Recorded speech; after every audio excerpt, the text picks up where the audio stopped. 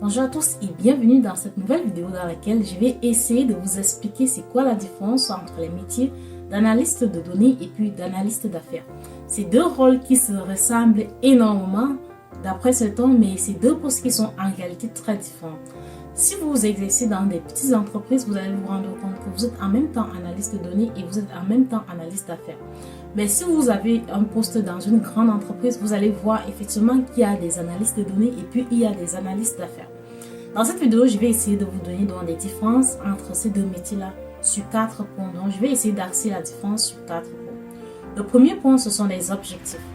Une analyse de données, son objectif, c'est vraiment interpréter les données, donc faire la préparation, traiter les données, faire les visualisations si c'est nécessaire, et puis interpréter les données là pour que l'entreprise puisse se servir de cela pour prendre des décisions. Par exemple, une analyse de données pourrait, par exemple, remarquer sur ces graphiques qu'il y a une hausse de vente dans une entreprise, et puis la personne va effectivement dire à l'entreprise, durant telle période, il y a une hausse de vente en fait. Donc ça, c'est une remarque, c'est le rôle de l'analyste de données. Ça va aider l'entreprise à prendre les décisions, par exemple, pour faire le stockage des produits. Maintenant, l'analyste d'affaires va aller au-delà de cela. C'est pas juste dire qu'il y a hausse de vente en fait.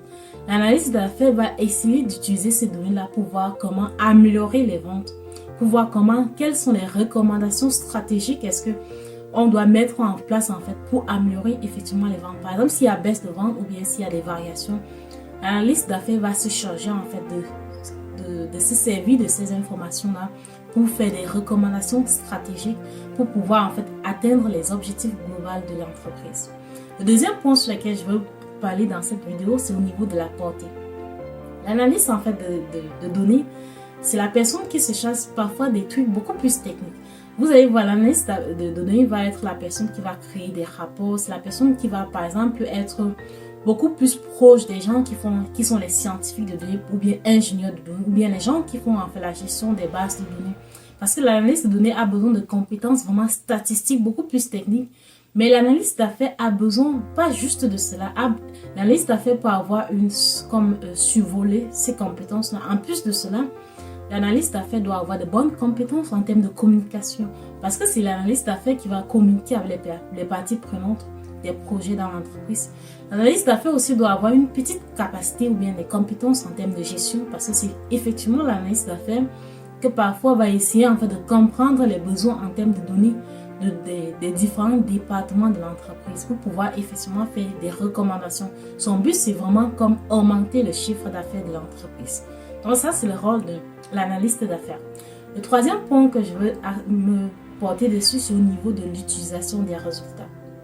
Donc, comme je vous ai dit tantôt, l'analyste d'affaires, quand la personne fournit des rapports d'analyse, quand la personne finit avec toutes ces méthodes-là, la préparation, le traitement des données et tout ça, ces résultats, c'est vraiment pour prendre des décisions dans l'entreprise. Ça permet en fait d'avoir une vue sur les activités de l'entreprise et ça va permettre en fait de prendre des bonnes décisions. Mais l'analyste d'affaires, ce n'est juste pas ça. L'analyste d'affaires va essayer en fait d'orienter en quelque chose ces décisions-là pour en fait apporter plus les décisions qui doivent être prises, doivent être réfléchies. Et c'est l'analyste d'affaires qui va essayer de mettre en avance les profits de l'entreprise. À chaque fois, le but de l'analyste d'affaires, c'est d'améliorer les processus, c'est d'augmenter en quelque sorte la productivité de l'entreprise. En utilisant les données qui sont présentes dans l'entreprise et en utilisant parfois les résultats de l'analyse de données. Donc, le quatrième point que je veux parler, le dernier point, c'est le public cible. Comme je l'ai dit tantôt, l'analyste de données, en fait, c'est la personne qui est un peu plus technique entre les deux. Donc, analyste de données, analyste d'affaires. Analyste de données, c'est vraiment une personne de beaucoup plus technique qu'une personne d'analyste d'affaires. Parce que l'analyste de données, effectivement, doit parfois même utiliser Python pour faire certains graphiques. Parfois, il doit maîtriser les langages comme R, les outils comme ça.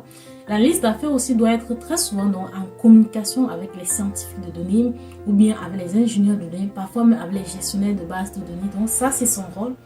Mais l'analyste d'affaires, c'est la personne qui doit être beaucoup plus en communication, par exemple, avec les supérieurs, les gestionnaires de projets, les parties prenantes, les départements. C'est la personne, en fait, qui va vraiment venir apporter une valeur d'affaires dans les processus de l'entreprise. C'est la personne qui donne des recommandations stratégiques.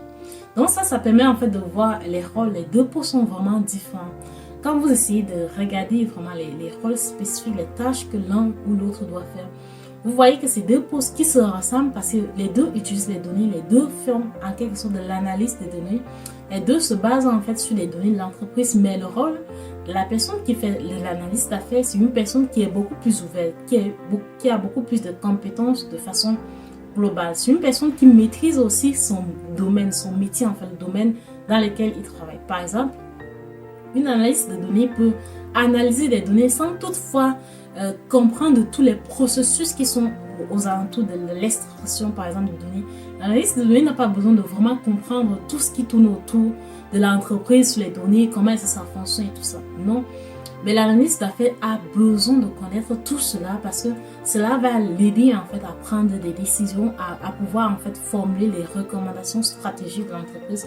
Donc l'analyste d'affaires, c'est quelqu'un qui doit vraiment comprendre en profondeur chaque processus dans l'entreprise parce que ça, c'est important pour faire des recommandations.